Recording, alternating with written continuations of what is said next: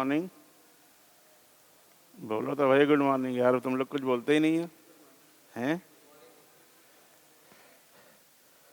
हाँ, कोई problem last turn पे जो कराया गया था? कोई डाउट किसी को? लास्ट टर्न पे हमने ये प्रॉपर्टी आपको बताई थी, सी जी और ओ। सी का मतलब सर्कम सेंटर, जी का मतलब सेंट्रॉयड और ओ का मतलब आर्थो सेंटर। ठीक है, सी सर्कम सेंटर, जी का मतलब सेंट्रॉयड और ओ का मतलब आर्थो सेंटर। अल्फाबेटिकल ऑर्डर में है सी जी ओ। ठीक है, इसका रेशियो क्या होता है? 1:2 का। Centroid joining of centre circum centre and ortho centre को किस रेशियो में डिवाइड करता है? 1:2 के रेशियो में। ठीक है, centroid joining of circum centre और आर्थो सेंटर को 1:2 के रेशियो में डिवाइड करता है। ठीक है, देखिए इस पे बेस्ड एक क्वेश्चन आया था आईआईटी में। ये क्वेश्चन है,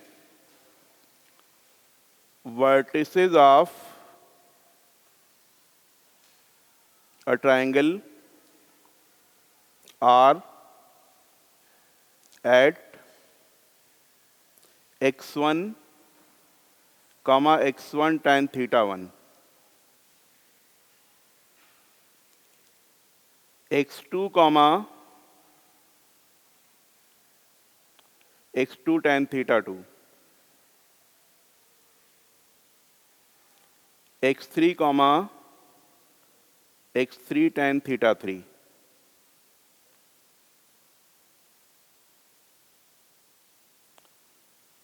vertices of a triangle are at x1 comma x1 tan theta 1, x2 comma x2 tan theta 2, x3 comma x3 tan theta 3. Its circumcenter is at the origin.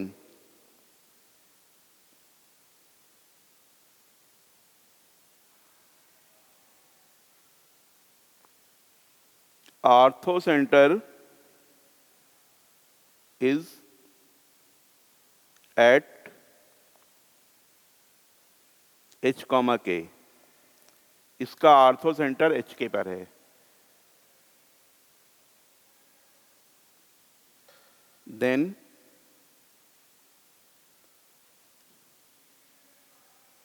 h by K equal two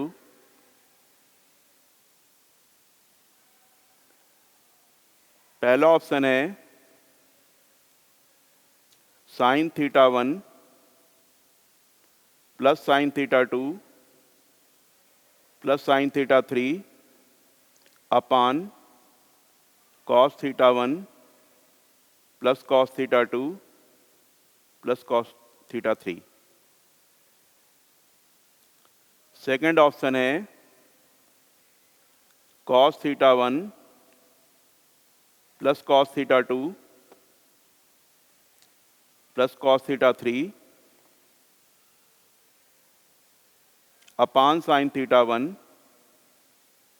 plus sine theta 2 plus sine theta 3। Third option है tan theta 1 plus tan theta 2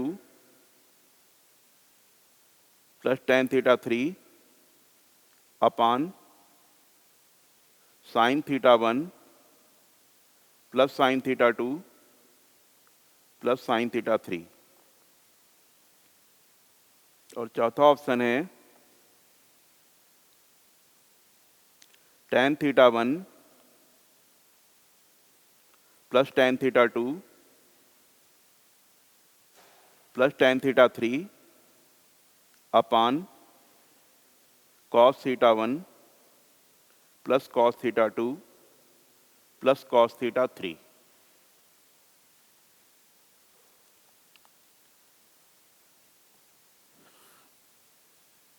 ठीक है, ये पहले IT में आ चुका है question.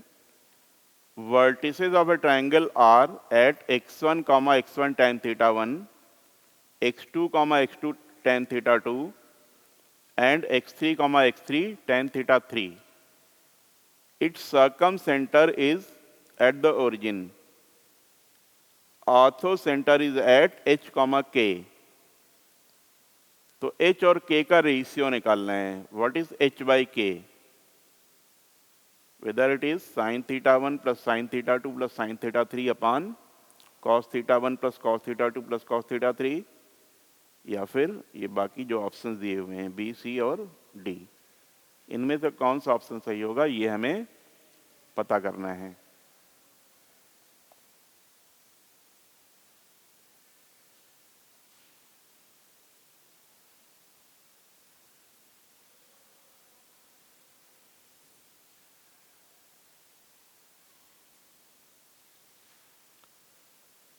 ठीक है, ट्राई कर रहे हैं।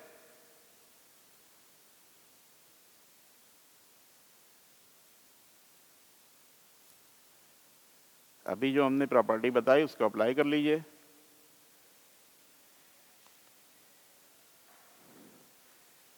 सर्कम सेंटर 0, 0 दिया हुआ है, आर्थो सेंटर एच के दिया हुआ है, सेंट्रॉइड मिल जाएगा? बोलिए। ट्रायंगल की वर्टिसेस दी हुई है ना, x1, x2, x3 x coordinates हैं, x1 tan theta 1, x2 tan theta 2, x3 tan theta 3, ये y कोऑर्डिनेट्स हैं।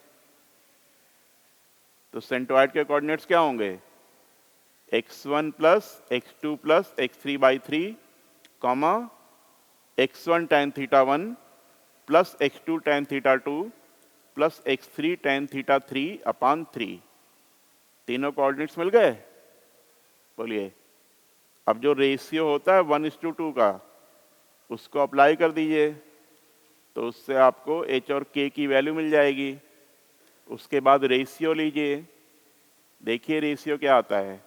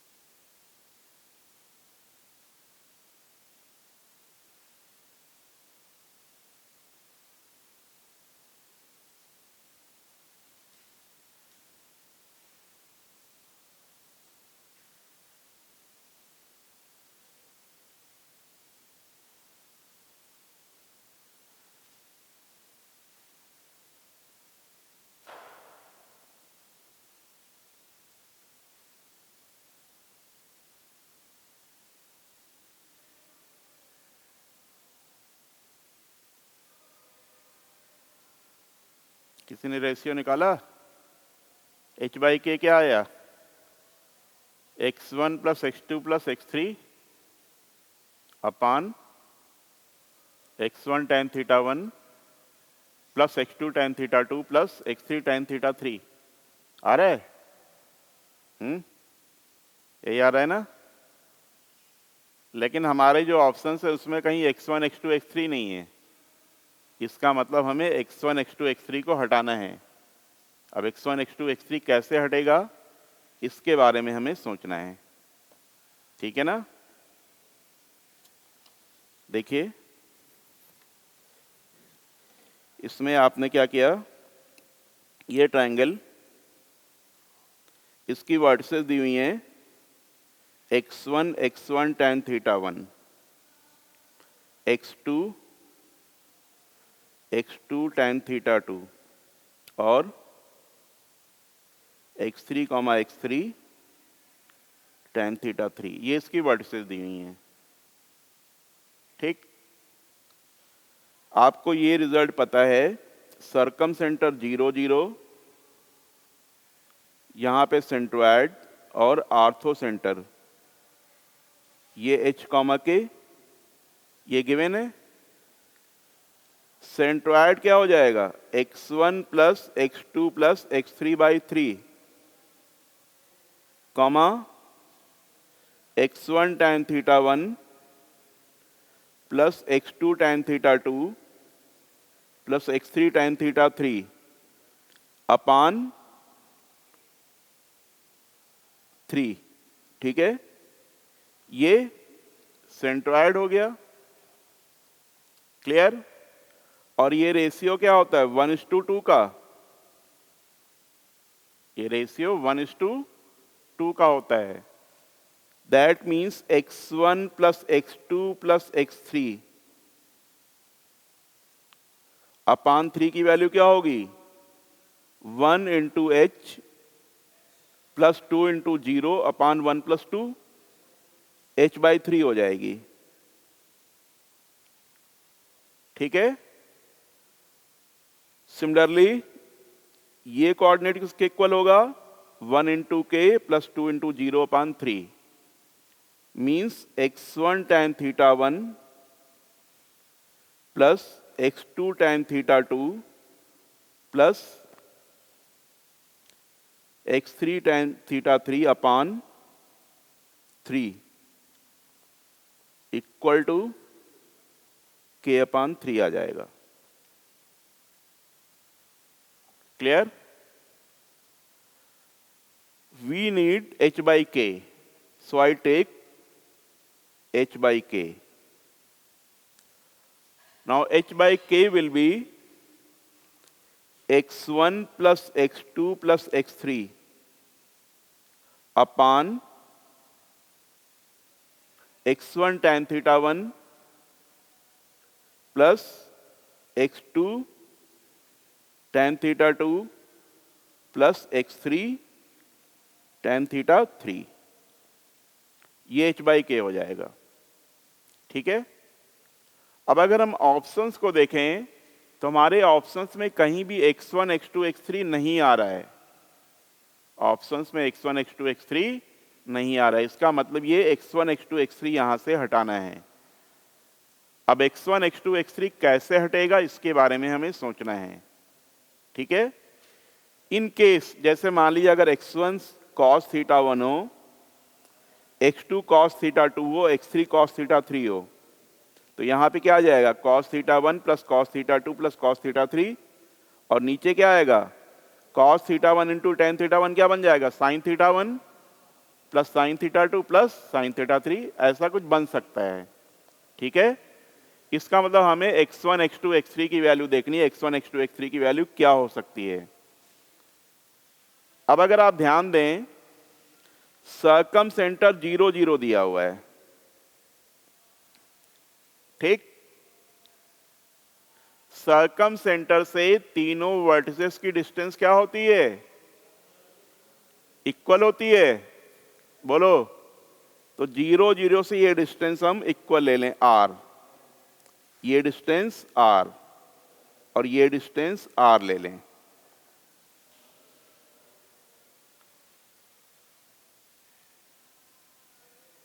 ठीक है, अब देखिए 0 0 से x2 tan थीटा 2 या 0 0 से x1 tan थीटा 1 की वैल्यू क्या होगी,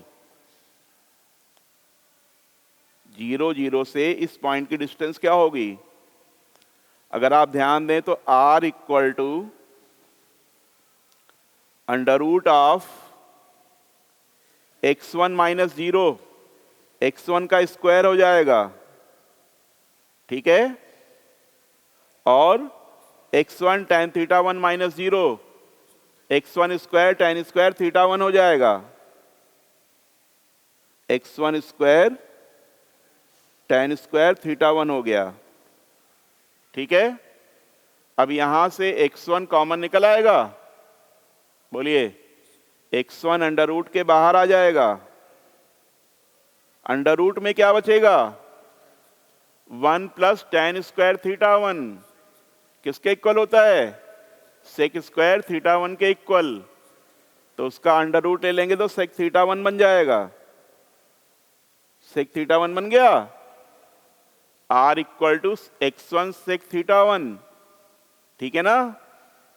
similarly r equal to x2 sec theta 2 आ जाएगा, r equal to x3 sec theta 3 हो जाएगा, ठीक है ना। अब इससे x1 की वैल्यू क्या हो जाएगी x1 equal to r upon sec theta 1 means x1 equal to r cos theta 1, x1 हो गया r कॉस थीटा 1, x2 हो गया r कॉस थीटा 2 और x3 हो गया r कॉस थीटा 3, ठीक है। अब इन वैल्यूज को यहां पे रख दिया जाए, r ऊपर भी आएगा नीचे भी आएगा, कैंसिल हो जाएगा, यहां पे वैल्यू रखेंगे तो ऊपर आ जाएगा cos theta 1 plus cos theta 2 plus cos theta 3 और नीचे क्या आएगा tan theta 1 plus tan theta 2 plus tan theta 3, ठीक है। तो इस तरह से आपको h बाई के की वैल्यू मिल जाएगी। तो कौन सा ऑप्शन सही होगा, बी ऑप्शन सही हो जाएगा, ठीक है।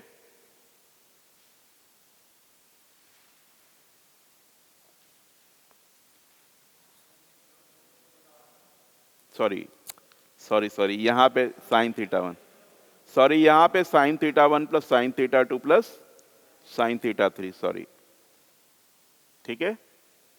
यहां पे जब आप r cos थीटा रखेंगे तो cos थीटा कैंसिल हो जाएगा, साइन थीटा बचेगा,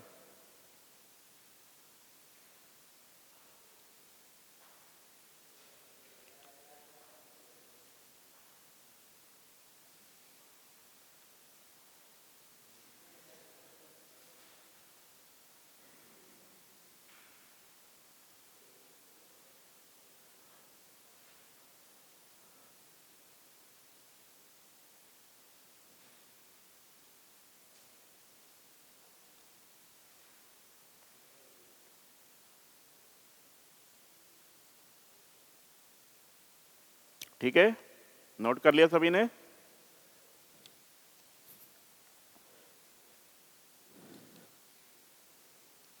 देखिए हम जो प्रॉपर्टीज कर रहे थे उसमें कुछ प्रॉपर्टीज और भी हैं, जैसे incentre and centroid of a triangle always lie inside.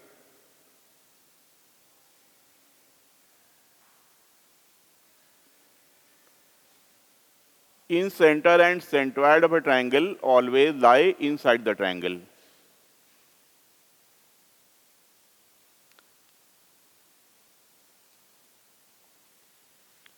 X centers always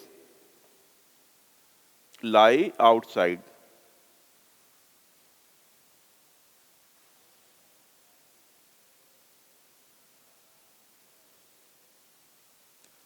What about orthocenter and circumcenter?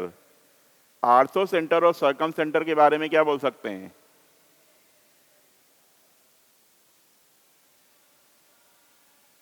बोलिए एनीवन?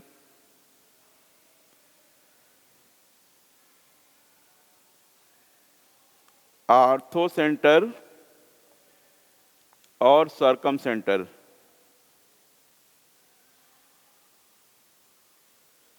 ये इनसाइड होंगे अगर एक्यूट एंगल ट्रायंगल है,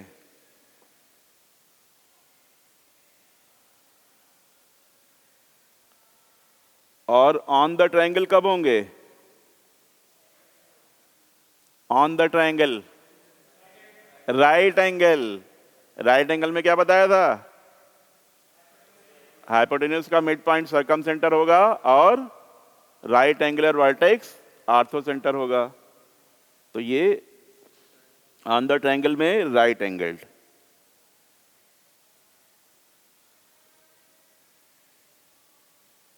और आउटसाइड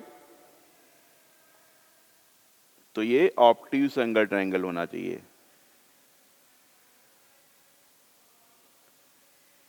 ठीक है। और कोई भी ट्रायंगल एक्यूट एंगल्ड है, ऑब्ट्यूज एंगल्ड है या राइट एंगल है, ये कैसे पता करते हैं, ये हमने लास्ट टर्म पे आपको बताया था। ठीक है, याद है सभी को? बोलो, ऑब्ट्यूज में क्या कंडीशन होती है? हाँ, ऑब्ट्यूज में कंडीशन क्या होती है, कैसे पता करते हैं? सबसे बड़ी साइड का स्क्वायर बड़ा होगा बाकी दो के स्क्वायर के सम से। ठीक है, तो एंगल बड़ा होगा मतलब कि ऑब्ट्यूज एंगल हो जाएगा।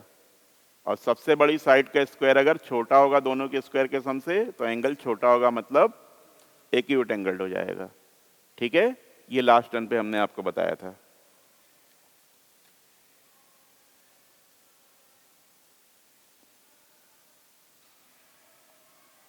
नोट कर लिया सभी ने? देखिए, area of a triangle,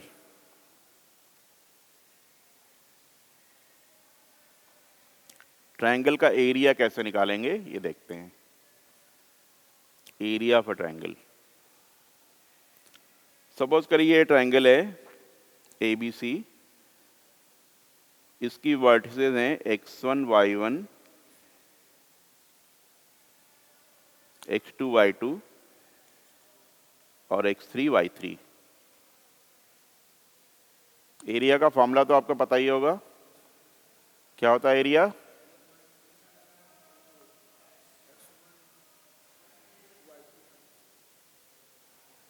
one by two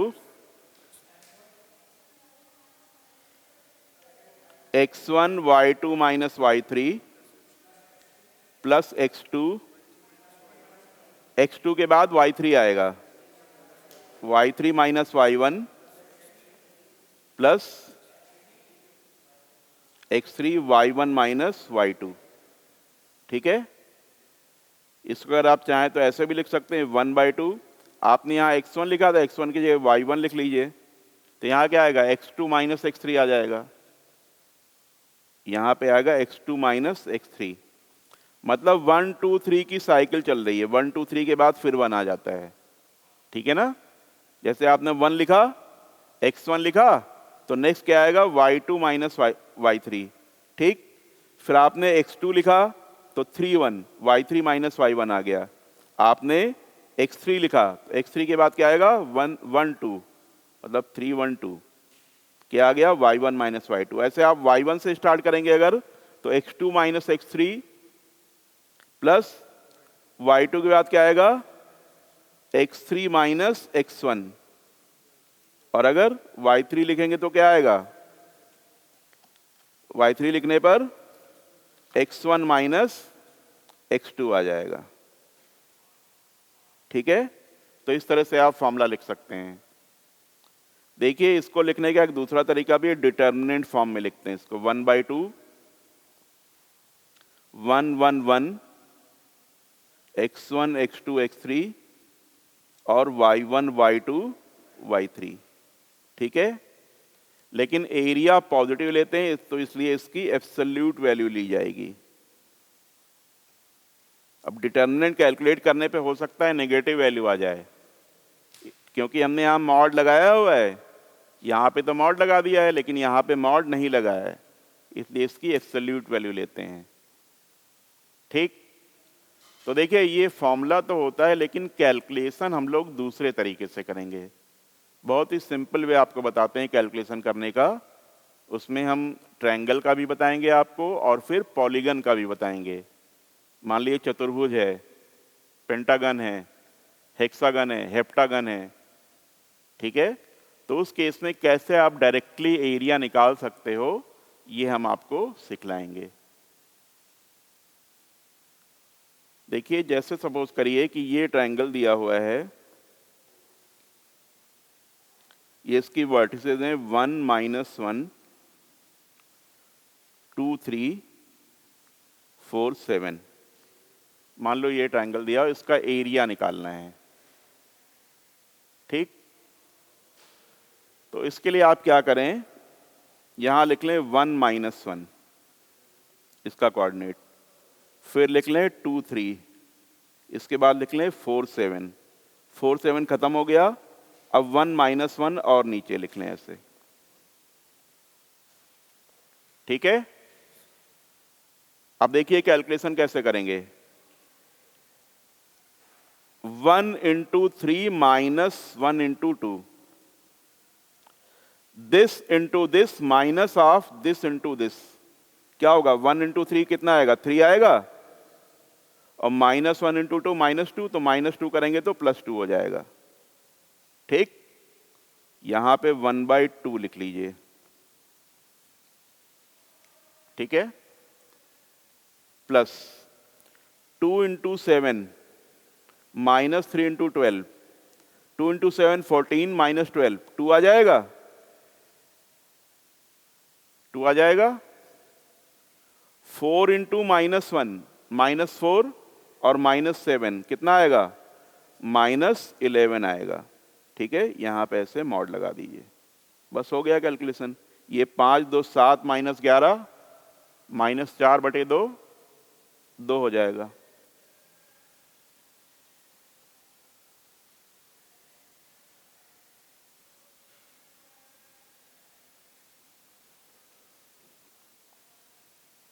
समझ में आ गया ये मेथड?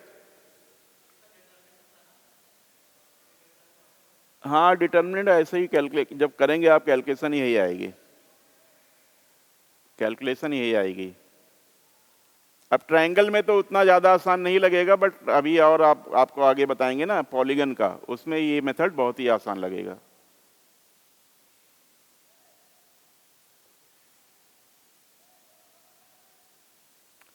वन -1 से आपने स्टार्ट किया था, 1 -1 पे फिनिश किया। This into this minus this into this, यहां लिख लिया। This into this minus this into this, जो भी आया यहां पे लिख लिया। This into this minus this into this, यहां पे लिख लिया, मॉड लगा दिया और 1/2 ले लिया, तो ये इसका एरिया हो गया, ठीक है। This is area of this triangle.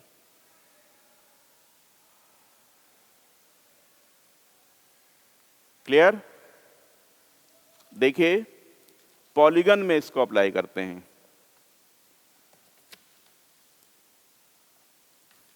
Area of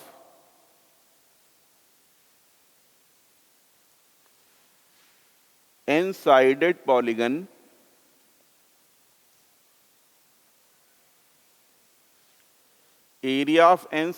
polygon whose vertices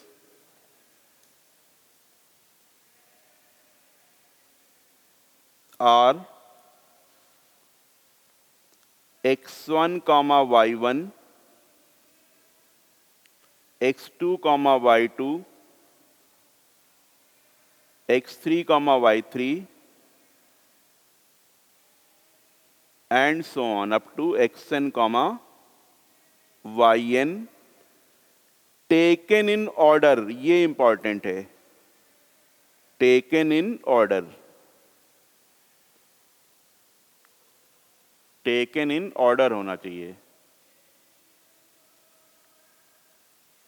taken in order का मतलब क्या हुआ, जैसे मान लो कि कोई चतुर्भुज है ABCD, तो अगर ऑर्डर में लेंगे तो A पहले लिखेंगे, फिर B, फिर C, फिर D। ऐसा नहीं कि ये यहां से स्टार्ट करें आप BC, A पे आ जाएं फिर D पे चले जाएं, तो गलत हो जाएगा, ठीक है ना। ये क्या बोलेंगे इसको, ABCD। इन वर्टिसेस को हम एक ऑर्डर में रखते हैं, हम इसको ABCD बोलेंगे, इसको ABDC नहीं बोल सकते, ठीक है। ABCD बोल लें, ABDC नहीं बोल सकते। क्लियर? तो यहां पे ये जो वर्टिसेस हैं, these should be in order. अगर ऑर्डर में नहीं है तो आप उसको ऑर्डर में कर सकते हैं, वो कैसे करेंगे वो अभी हम आपको सिखलाएंगे। तो देखिए इसमें क्या करें आप, वही मेथड x1 y1 लिख लें यहाँ पे, x2 y2, x3 y3 and so on, last में xn yn और x1 y1 भी लिख लें। x1 y1, x2 y2, x3 y3 and so on up to xn yn, और इसको क्लोज कर दें x1 y1।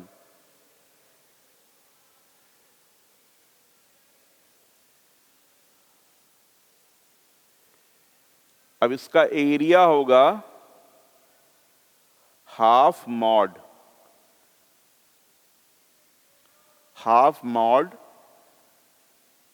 x1 y2 minus y1 x2, x1 y2 minus y1 x2 plus, फिर next वाले पे आ जाइए, x2 y3 minus y2 x3,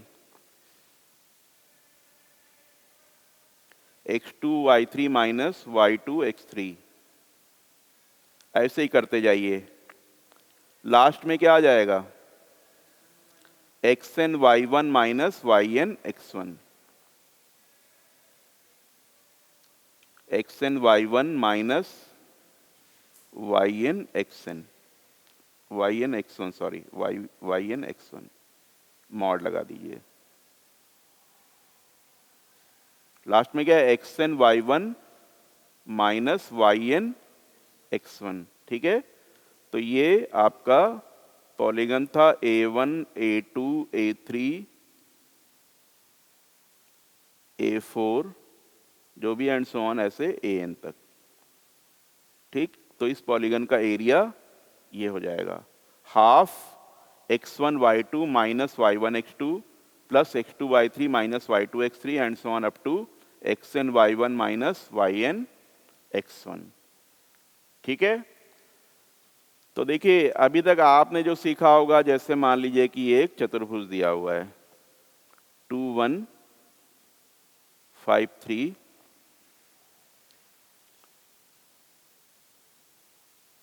4 7 और ये मान लो इधर जो भी है -1 3, ये चतुर्भुज आपको दिया हुआ है, ठीक। अगर आपको इसका एरिया निकालने को बोला जाता तो आप क्या करते थे, इसको दो ट्रायंगल में डिवाइड करते थे, इसका एरिया निकालते थे और इसका एरिया निकालते थे, ठीक है। अब आपको वैसा कुछ करने की जरूरत नहीं है, अब डायरेक्ट इस फॉर्मूले से आप इसका एरिया निकाल सकते हैं, ठीक है। कहीं से भी स्टार्ट करिए, लेकिन पॉइंट जो ऑर्डर में होने चाहिए। जैसे हमने पहले -1 3 लिख लिया मान लो, तो इसके बाद क्या लेंगे 2 1, इसके बाद 5 3, इसके बाद 4 7। आप इधर से इधर भी जा सकते थे, कोई जरूरी नहीं कि इधर ही आए। -1 3 के बाद 4 7 लिख लेते, 4 7 के बाद 5 3, फिर 2 -1 लिख लेते। या हम इधर से आ रहे हैं तो इधर ऐसे जाएंगे, किसी एक साइड से चलना है आपको। तो 4 7 हो गया, 4 7 के बाद क्लोज कर दें -1 3, जहां से चले थे वहीं पे आ जाएं, ठीक है। अब इसका एरिया लिख लीजिए, हाफ मॉड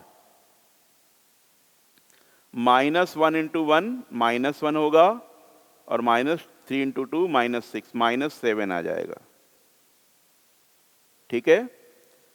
2 इंटू 3 6 होगा, -1 इंटू 5 6 -5 1 आ जाएगा।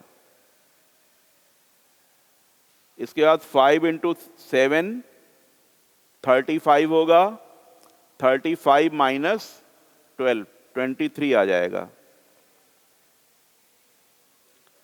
इसके बाद 4 इंटू 3 -7 इंटू -1, 4 इंटू 3 12 होगा, -7 इंटू -1 12 प्लस 7 19 हो जाएगा, ठीक है ना, प्लस 19 आ जाएगा। तो ये कितना हो गया, 19 एक 20 और 23, 43 हो गया। 43 में से 7 माइनस कर दें, 36 आ जाएगा। 36/2 18, ये इसका एरिया हो गया। ठीक है, तो इस तरह से आप कोई भी कैसा भी पॉलीगन दिया हो उसका एरिया डायरेक्ट निकाल सकते हैं। तो यहाँ पे तो जो पॉइंट थे वो ऑर्डर में दिए हुए थे। अब हम आपको एक ऐसा क्वेश्चन देते हैं जिसमें पॉइंट्स ऑर्डर में नहीं हैं, तो आपको उन्हें ऑर्डर में बनाना पड़ेगा। ठीक है, जैसे ये क्वेश्चन है, find area of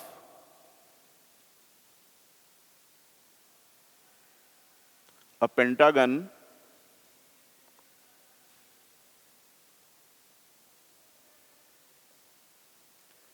whose vertices are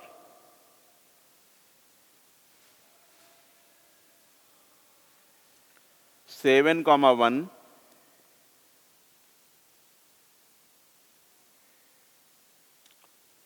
5,9,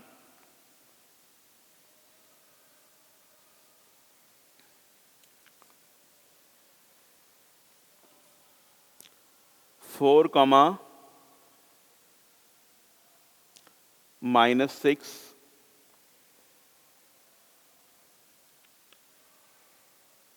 -3, 2 and 1, -2. Find area of a pentagon whose vertices are 7,1, 5,9, 4, -6, -3, 2 and 1, -2. ठीक है, यहां पे हमने ये नहीं लिखा कि these points are in order. ठीक है, ये नहीं लिखा है। अगर ये लिखते whose vertices are this this this and this respectively, ठीक है, टेकन इन ऑर्डर, तब तो आप डायरेक्ट फॉर्मूला अप्लाई कर देते। लेकिन यहाँ पे टेकन इन ऑर्डर नहीं लिखा हुआ है, इसका मतलब आपको पहले इन्हें ऑर्डर में रखना होगा। अब ऑर्डर में कैसे रखेंगे, इन पॉइंट्स को ऑर्डर में कैसे रखें? अगर आप डायरेक्टली कैलकुलेट करोगे अप्लाई करके तो आंसर गलत आएगा। ठीक है, पहले हमें इन पॉइंट्स को ऑर्डर में लिखना है, क्योंकि क्वेश्चन में ऐसा नहीं दिया हुआ है कि these points are taken in order. ठीक, तो पहले हम इनको ऑर्डर में रखेंगे। तो देखिए ऑर्डर में कैसे रखेंगे, कोई बताएगा ऑर्डर में कैसे रख सकते हैं? हाँ, इन पॉइंट्स को हम प्लॉट करते जाएंगे, इन पॉइंट्स को प्लॉट करते जाएंगे। देखिए पहला पॉइंट क्या है, 7,1,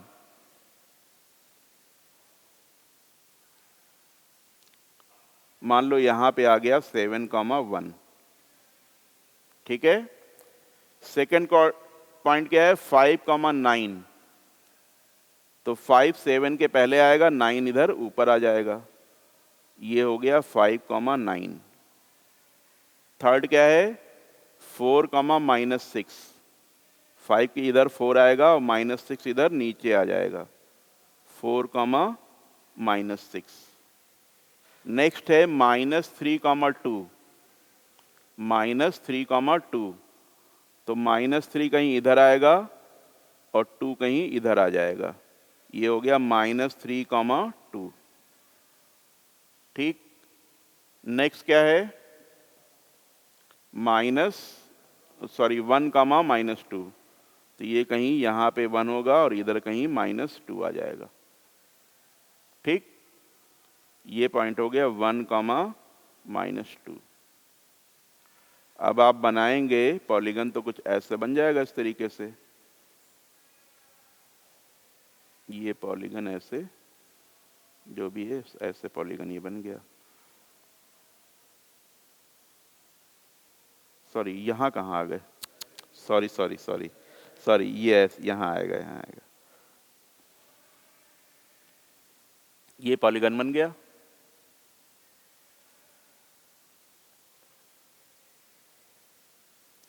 ठीक है, अब आपको पॉइंट्स का ऑर्डर मिल जाएगा। अब आप ऑर्डर में पॉइंट्स को लिख लीजिए, कहीं से भी स्टार्ट कर लीजिए, किसी भी साइड को मूव कर जाइए, क्लॉकवाइज या एंटी क्लॉकवाइज, उससे फर्क नहीं पड़ता।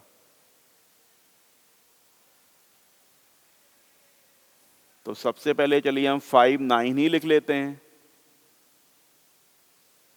5 9, इसके बाद -3 2 लिख लेते हैं। इसके बाद 1 -2 लिख लेते हैं। इसके बाद 4 -6 लिख लेते हैं और इसके बाद 7 1 लिख लेते हैं। 7 1 के बाद क्लोज कर दें 5 9 पे।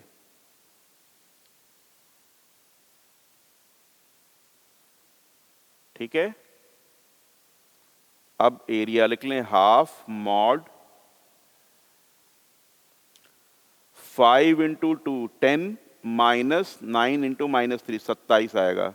10 + 27 37 हो जाएगा।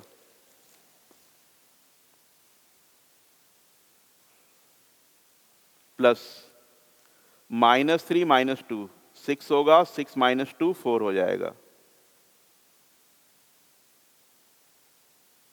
प्लस 1 इंटू -6 -6 होगा, -2 इंटू 4 -8 होगा, -6 + 8 -6 + 8 2 आ जाएगा। 4 इंटू 1 4 -6 इंटू 7 42 कितना हो जाएगा? 4 + 42 46 हो जाएगा। 7 इंटू 9 63 होगा, 63 - 5 58 आ जाएगा।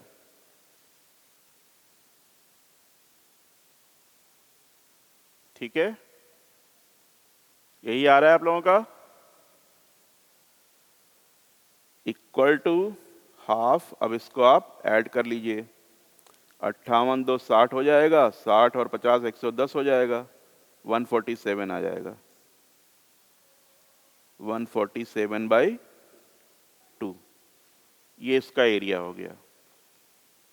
ठीक है, तो इस तरह से आप एरिया कोई भी फिगर दी हो, 5 वर्टेक्स की, 6 वर्टेक्स की, हेक्सागन, पेंटागन कोई भी दिया हो, इस तरह से एरिया निकाल सकते हैं।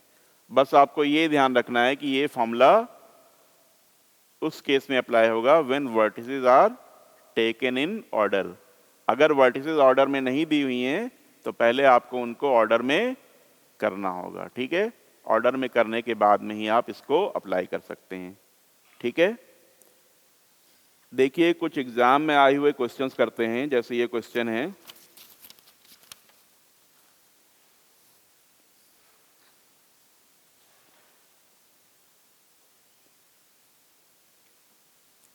लेट ए h, k, ये IIT में आया है, 2007 में आया था, h, k b 1, 1 and c 2, 1 be the vertices of a right angle triangle with AC as its hypotenuse.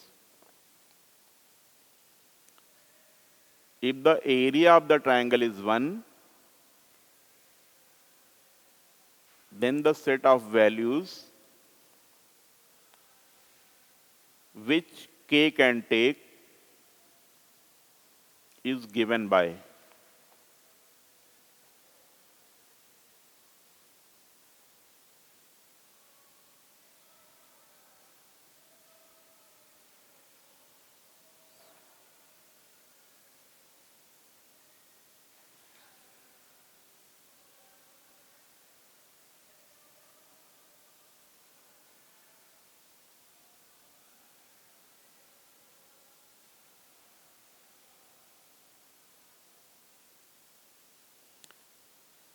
AC अगर हाइपोटेन्यूज है तो B क्या होगा? Right angle triangle. ठीक है ना, क्वेश्चन में AC हाइपोटेन्यूज दिया हुआ है।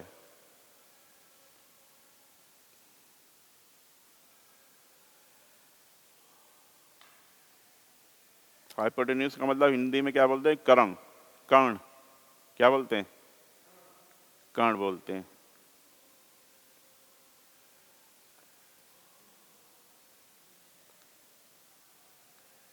बी, बी तो शायद नहीं है बेटा।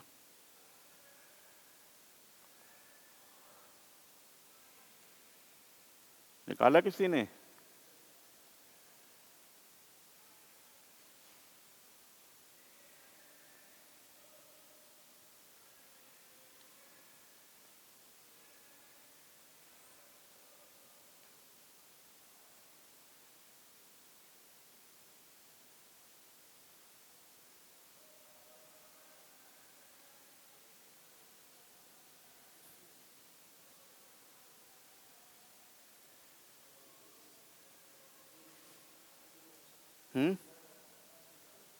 थर्ड, शायद थर्ड होगा। हाँ, फर्स्ट है। ऑप्शन पता नहीं, अभी निकाल के देखते हैं।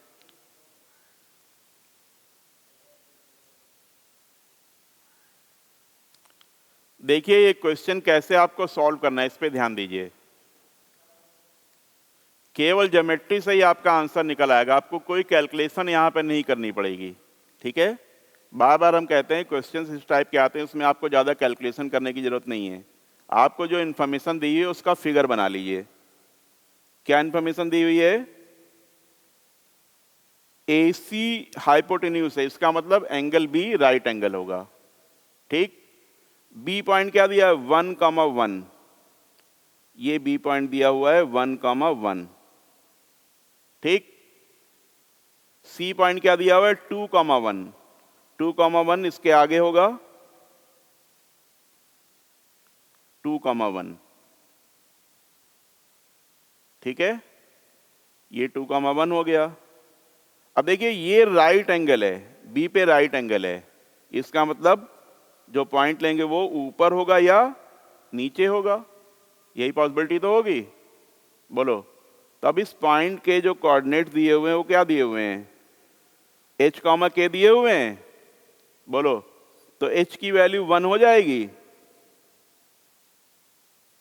h की वैल्यू 1 हो जाएगी ना। ठीक है,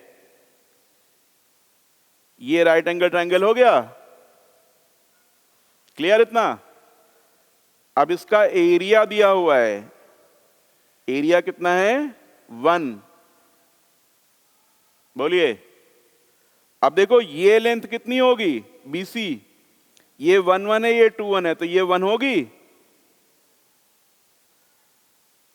बोलिए, ये लेंथ 1 हो जाएगी ना। ये 1,1 है, ये 2,1 है, तो इनके बीच की डिस्टेंस 1 हो गई। ठीक है, राइट एंगल ट्रायंगल का एरिया क्या होगा? Base into height upon 2। आपको कोई कोऑर्डिनेट लगाने की जरूरत नहीं है यहां पे। बेस इंटू, ये बेस 1 हो गया और ये हाइट मान लीजिए h, जो भी है l मान लीजिए, चलिए इसको l, तो l इंटू 1/2 इक्वल टू 1 हो जाएगा। बोलिए, तो l की वैल्यू क्या हो गई? 2 हो गई। l की वैल्यू 2 हो गई। क्लियर? और ये k है और ये 1 है, तो ये लेंथ कितनी होगी? k - 1। अब हमको पता नहीं कि k ऊपर है या नीचे, से यहां पे मॉड लगा देते हैं। ठीक है, इसका मतलब ये जो आपने l निकाला है, सॉरी l निकाला है 2, इसको आप क्या लिख लें? Mod k - 1 equal to 2। ठीक है, ये जो k - 1 है इसको आप लिख लें मॉड k - 1 इक्वल टू 2। तो अब k की वैल्यू यहां से क्या हो जाएगी? k equal to 1 ± 2।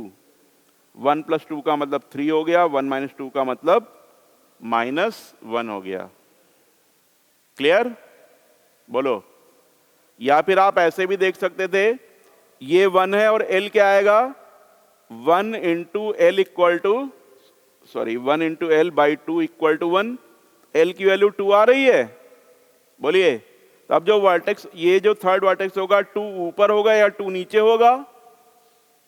बोलो, अगर 2 ऊपर लेते हैं, 2 ऊपर लेते हैं तो 1 में 2 ऐड हो जाएगा, तो ये 3 हो जाएगा।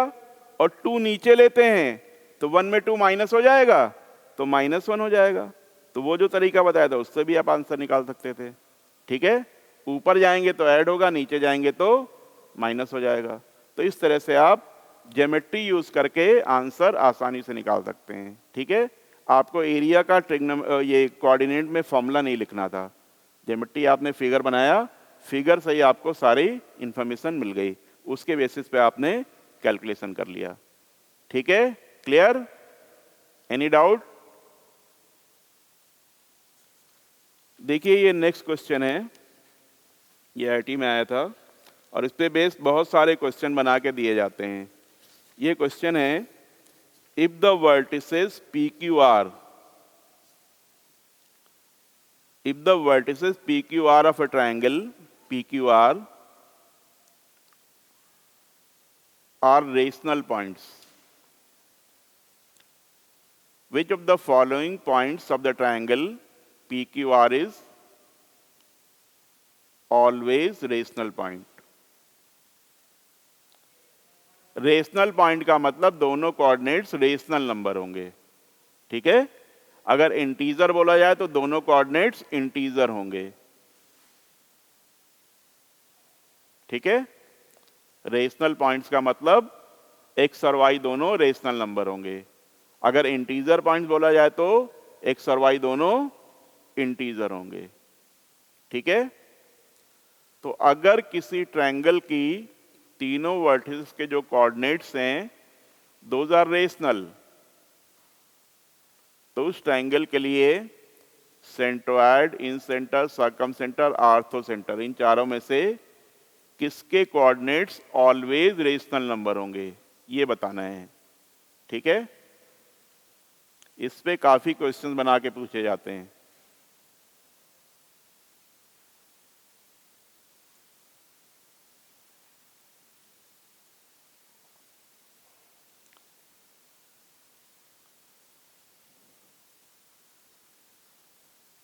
देखिए, इसको करने के पहले एक चीज आप ये बताइए, जैसे अगर हमने लिखा a1x plus b1y equal to c1 और a2x plus b2y equal to c2, ये दो इक्वेशंस दी हुई हैं। ठीक है, अगर हम बोलें a1 b1 c1 and a2 b2 c2 are rational numbers, तो x और y की वैल्यूज कैसी होंगी? a1x plus b1y equal to c1, a2x plus b2y equal to c2। अगर यहां पे सारे कोफिशिएंट्स रेशनल नंबर हैं, a1 b1 c1, a2 b2 c2 सभी रेशनल नंबर्स हैं, तो इसका जो सोल्यूशन निकालेंगे, x और y की वैल्यू निकालेंगे, वो कैसे नंबर्स होंगे? वो भी हमेशा रेशनल होंगे, वो भी हमेशा रेशनल होंगे। ठीक है ना? ये सॉल्व करना तो आता है ना इक्वेशन? बोलिए, क्रॉस मल्टीप्लिकेशन सॉल्व करते हैं या डायरेक्ट आप कर सकते हैं? रेशनल नंबर तो सर ने बताया होगा, नहीं बताया? अभी नहीं बताया गया? रेशनल नंबर, जैसे दो रेशनल नंबर का प्रोडक्ट क्या होता है? Rational number. दो रेशनल नंबर का सम क्या होता है? Rational number. दो रेशनल नंबर का डिफरेंस क्या होता है? Rational number. रेशनल अपान रेशनल क्या होता है? Rational number. ठीक है, तो जब आप इसको सॉल्व करोगे तो एक्स और वाई की वैल्यू किस फॉर्म में आएंगी? इसी फॉर्म में आएंगी, कुछ a1 b2 plus a2 b1 अपान c1 माइनस c2, इस तरीके से आएंगी। जब सभी रेशनल नंबर्स हैं तो उनका प्रोडक्ट ले रहे हैं या सम ले रहे हैं या डिफरेंस ले रहे हैं या रेशियो ले रहे हैं, तो हमेशा आपको रेशनल नंबर मिलेगा। ठीक है, तो अगर ये सभी रेशनल नंबर हैं तो इसका सॉल्यूशन एक्स और वाई भी रेशनल होंगे। ठीक है, क्लियर? सेंट्रॉइड के बारे में क्या बोलेंगे आप?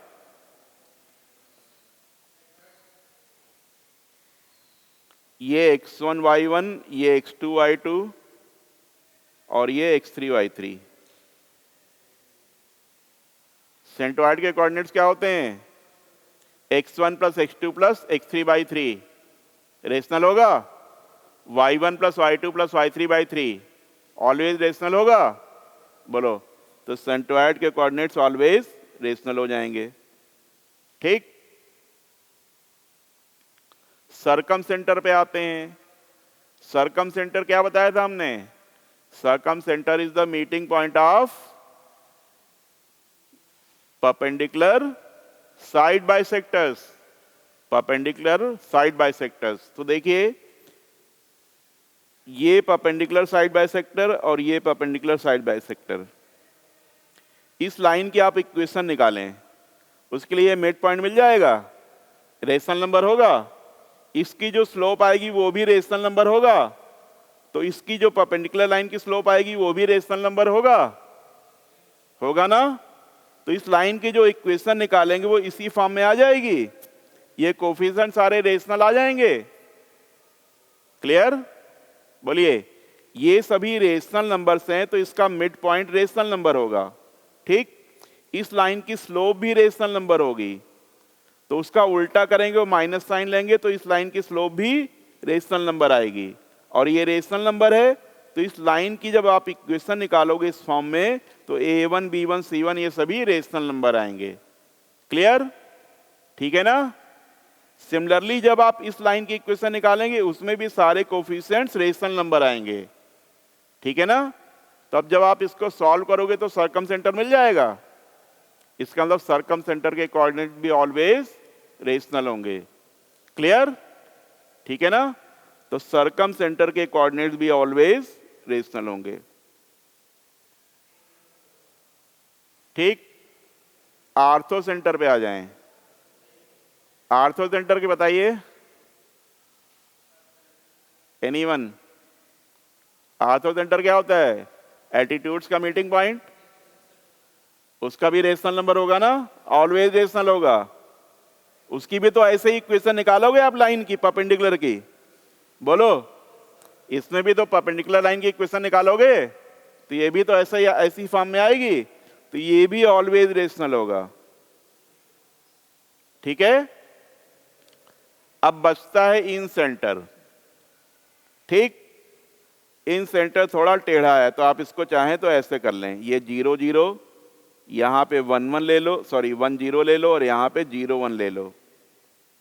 अब इसका इन सेंटर निकालोगे, ये 1 है, ये 1 है, ये कितना होगा? √2। तो इसका इन सेंटर क्या आ जाएगा? इर्रेशनल आ जाएगा। बोलो, इन सेंटर के कोऑर्डिनेट्स इर्रेशनल आ जाएंगे। इसका मतलब इन सेंटर ऑलवेज रेशनल नहीं होगा, इन सेंटर ऑलवेज रेशनल नहीं होगा। ठीक है? तो यहां पे ये 3 ऑप्शन सही हैं।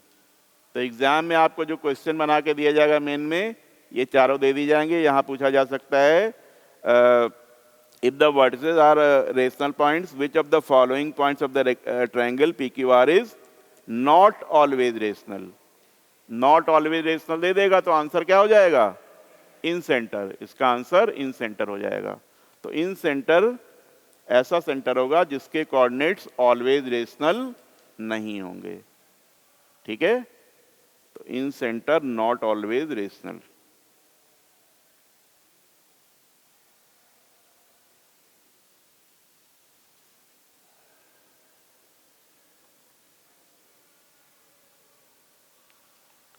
ठीक है? नेक्स्ट क्वेश्चन देखिए, ये जेईई मेन 2017 में आया था।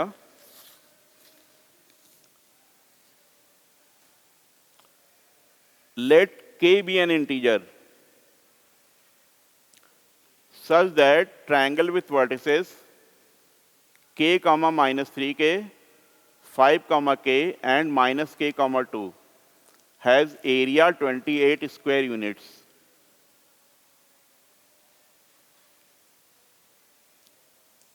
Then the orthocenter of this triangle is at the point.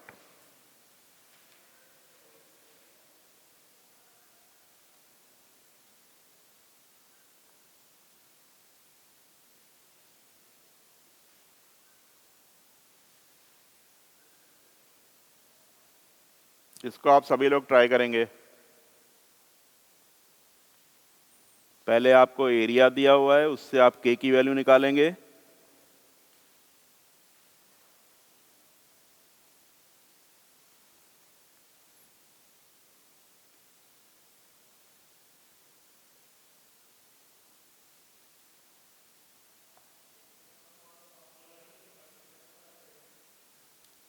हाँ, पहले एरिया का फॉर्मूला लगा लीजिए, उससे के की वैल्यू निकालिए पहले, उसके बाद फिर आर्थो सेंटर के बारे में सोचेंगे।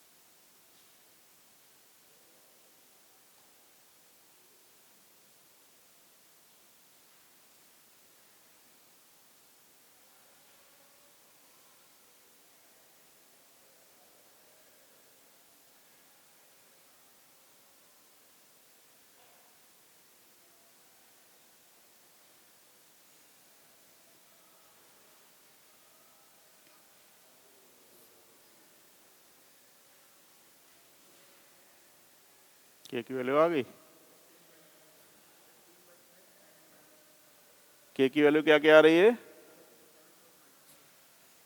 18/5 और -1 आ रही है। अच्छा, और कोई बताए क्या क्या वैल्यूज आ रही हैं?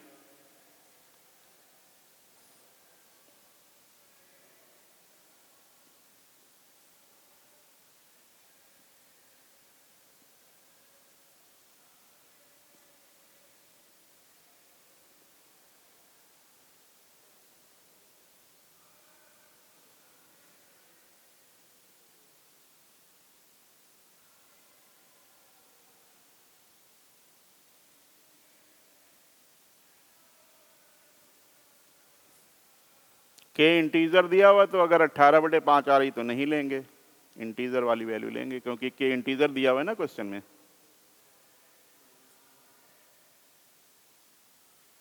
और किसी ने क्या आंसर निकाला? के की वैल्यू क्या निकाली?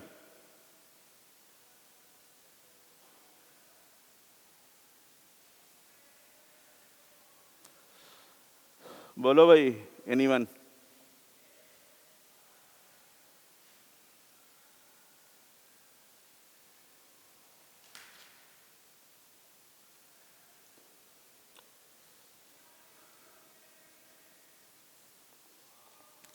देखिए, ट्रायंगल की वर्टिसेस दी हुई हैं के -3k, 5k, -k2, then again k -3k। ठीक है, एरिया कितना दिया हुआ है? 28, 1/2 मॉड, ये हो जाएगा k² + 15k, हो जाएगा 5 × 2 10 + k², और फिर +3k² -2k = 28। ठीक है। अब सिंप्लीफाई करेंगे तो 3 1 4 और 5, 5k² plus 13k plus 10 equal to 56। ठीक है, ये आ रहा है।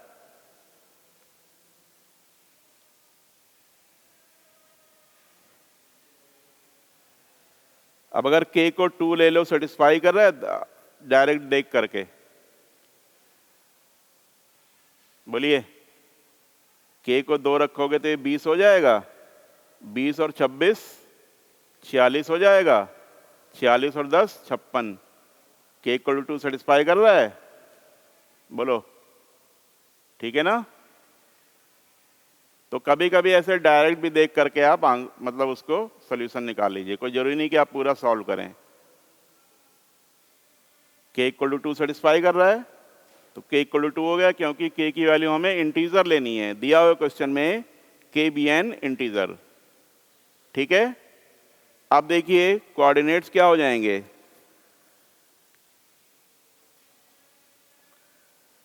2, -6, दूसरा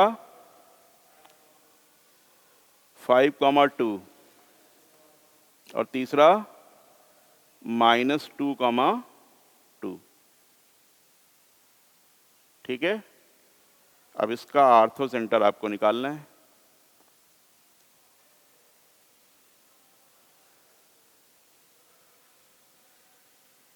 अब क्या करोगे,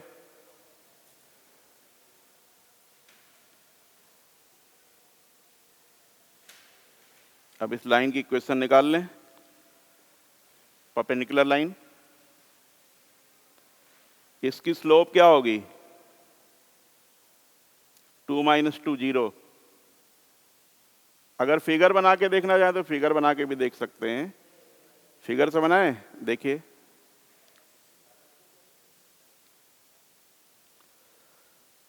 (5, 2) मान लो ये है 5, 2,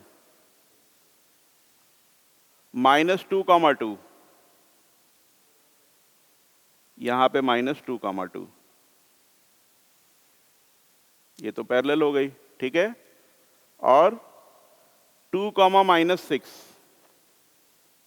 यहां पे कहीं 2 होगा, नीचे -6, 2, -6। ठीक, ये ऐसे आ गई। अब इस लाइन पे आर्थो सेंटर होगा, इसका एक्स कोऑर्डिनेट क्या है, 2 है, बोलो। तो आर्थो सेंटर का भी एक्स कोऑर्डिनेट 2 होगा। इसका मतलब यहां पे या तो ए आंसर होगा या फिर बी होगा। ठीक, अब ज्यादा पॉसिबिलिटी किसकी लग रही है, बी की लग रही है। हैं, किसकी पॉसिबिलिटी लग रही है, ए की लग रही है। हैं, अब ए या बी में से ही कोई होगा, या तो 2 1/2 होगा या फिर 2 -1/2 होगा। ठीक है, तो एनीवे ज्यादा परेशान होने की जरूरत नहीं इसके लिए। इसके लिए आप क्या करें, ये 2 - 6 दिया हुआ है और ये कितना है, 5 2 है। ठीक, तो इस लाइन की स्लोप क्या हो जाएगी, 2 + 6 8 अपान 5 - 2 3, 8/3 होगी, बोलिए। तो इसके परपेंडिकुलर लाइन की स्लोप क्या होगी, -3/8। ठीक है, और ये पॉइंट क्या है, -2, 2 है। ठीक है, अगर आर्थो सेंटर हमारा 2, 1/2 है, ठीक है, तो इसकी स्लोप निकालिए। 2 - 1/2 कितना होगा, 3/2 होगा, और -2 - 2 कितना होगा, -4, -3/8 आ गया, बोलो। इसका मतलब ए ऑप्शन सही हो जाएगा। ठीक है, लाइन की इक्वेशन निकालने के बजाय आप इस तरह से ट्रिक अप्लाई करके सॉल्व कर सकते हैं। सबसे पहले आपको के की वैल्यू निकालनी थी। के की वैल्यू निकालने के बाद आपने जब फिगर यहाँ बनाई तो आपने देखा कि आर्थो सेंटर इस लाइन पे लाई कर रहा है। इसका मतलब आर्थो सेंटर का एक्स कोऑर्डिनेट तो 2 हो जाएगा। 2 का मतलब ये दोनों ऑप्शंस हो सकते हैं, ये दो ऑप्शंस रिजेक्ट हो गए। अब इनमें से कोई भी एक ऑप्शन लेकर के आंसर चेक कर लीजिए। ठीक है, हमने पहला ऑप्शन 2,1/2 मान लिया। ठीक है, उससे हमने देखी इस लाइन की स्लोप और इस लाइन की स्लोप एक दूसरे के परपेंडिकुलर आ रही हैं, तो इसका आंसर 2,1/2 हो गया। ठीक है, क्लियर? इसमें आपको लाइन की इक्वेशन वगैरह निकालने की जरूरत नहीं पड़ी। और देखिए नेक्स्ट क्वेश्चन,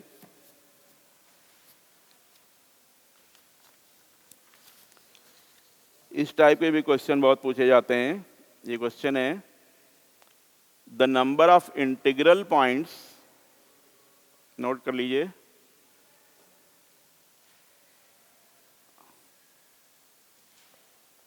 ये तो आईआईटी में 2003 लिखा हुआ है, इसके बाद भी ये क्वेश्चन आ चुका है जेईई मेन में। The number of integral points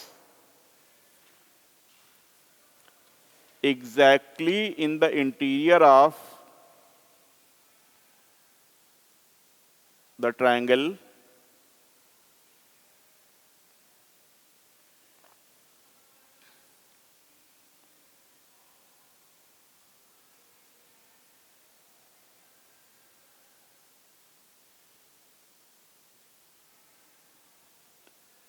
with vertices 0, 0, 0, 21 and 21, 0 is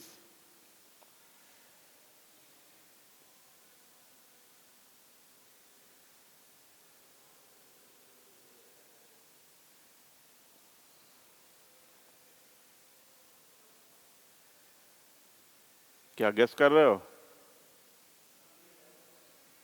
क्या लगा रहे हो बताओ? सी लगा रहे हो? हर कोई बोलो क्या लगा रहे हो?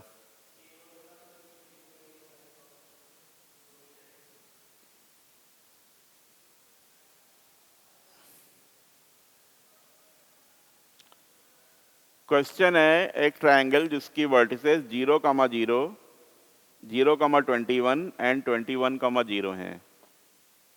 तो इस ट्रायंगल के अंदर ऐसे कितने पॉइंट्स होंगे जिनके दोनों कोऑर्डिनेट्स इंटीजर हैं? मतलब इसके अंदर इंटीग्रल पॉइंट्स कितने होंगे ये बताना है।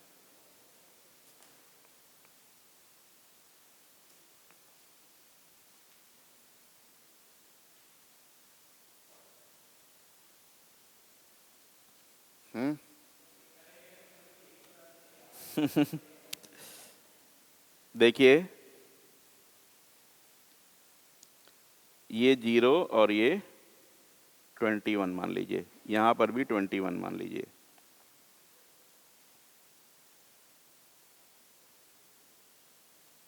ठीक, ये पूरा स्क्वायर बना लेते हैं। अभी ट्रायंगल मत सोचिए, पूरा स्क्वायर सोच लीजिए। 0, 1, 2 and so on up to 21। कितने पॉइंट्स हो गए ये? 0 से लेकर के 21 तक 22 पॉइंट्स हो गए। 22 इधर, 22 इधर, 22 इंटू 22 कितना होगा? 22 इंटू 22 कितना होगा? भाई आप ऐसे क्रॉस बनाते जाओगे, ऐसे बोलिए, ऐसे भी एक क्रॉस बनेंगे। तो 22 इधर, 22 इधर, तो 22 इंटू 22 कितना आ जाएगा? 22 दूना 44, 22 दूना 44, 4, 8, 4, 484 आएगा। बोलिए 484। फिलहाल टोटल पॉइंट्स कितने हैं? 484। ये पूरा स्क्वायर ले रहे हैं हम। ठीक, हमको देखना है इस ट्रायंगल में कितने होंगे। ये जो ट्रायंगल बनेगा, इस ट्रायंगल के अंदर इंटीग्रल पॉइंट देखने हैं। क्या बेटा? C option? सी तो सही नहीं है, देखते हैं। 484, ये टोटल पॉइंट्स हो गए। अब ध्यान दीजिए, इधर इस डायगोनल पे कितने पॉइंट्स होंगे? 22 हो जाएंगे। बोलिए।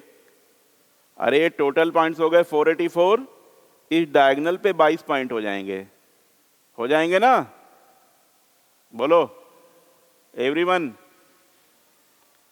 22 डायगोनल पे हो जाएंगे, तो -22 कर दीजिए यहां पे। कितना बचा? 4 - 2 2, 8 - 2 6, 4, 462। ठीक। अब इसके आधे डायगोनल के ऊपर होंगे, आधे डायगोनल के नीचे होंगे। अब इसका आधा कर दीजिए। आधा का मतलब कितना हो गया? 231। तुम्हारे 233 से तो कम ही हो गया अभी। रुक जा।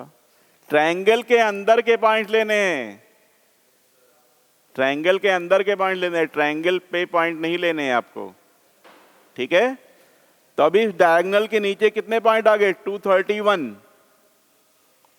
अब ट्रायंगल के ऊपर, मतलब इस लाइन के ऊपर जो इंटीजर पॉइंट है उनको भी निकालें।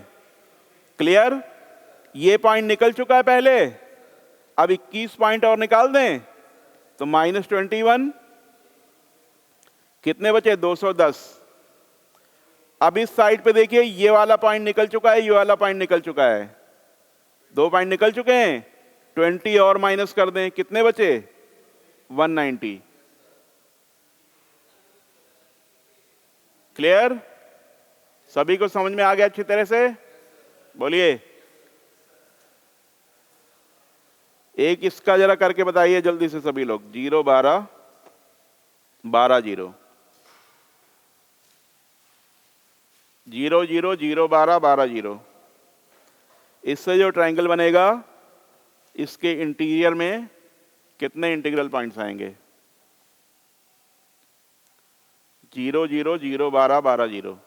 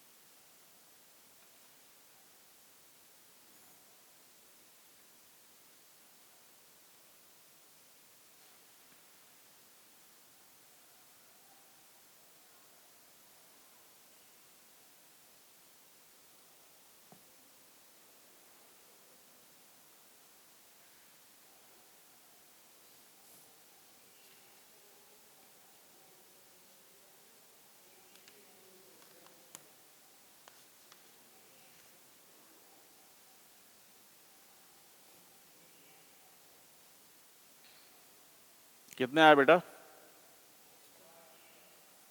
हैं? 108 आ रहे हैं। 108 नहीं आएंगे, 55 आ रहे हैं। 55 हो सकता है आंसर। बेटा ये जब आप 12 लोगे, इधर भी 12, तो ये 13 पॉइंट्स हो जाएंगे। 13 का स्क्वायर 169 होगा। बोलो। अब 169 में से ये 13 पॉइंट निकाल दें, -13, कितने बचे? 156। 156 के आधे इधर हो जाएंगे, आधे इधर हो जाएंगे। 156 का आधा 78। अब 78 में से ये वाला पॉइंट तो निकल चुका है, 12 और माइनस कर दें, 66। अब इसके पॉइंट माइनस करें, 2 निकल चुके हैं, 10 और माइनस कर दें। 10 करेंगे ना, सॉरी 13 हैं, हाँ 11 करेंगे, 11 माइनस करेंगे, सॉरी 11 माइनस करेंगे। ठीक है? तो 55 आ जाएगा। हो गया इसका आंसर 55। ठीक है? टाइम हो गया क्या? ठीक, ओके, थैंक यू।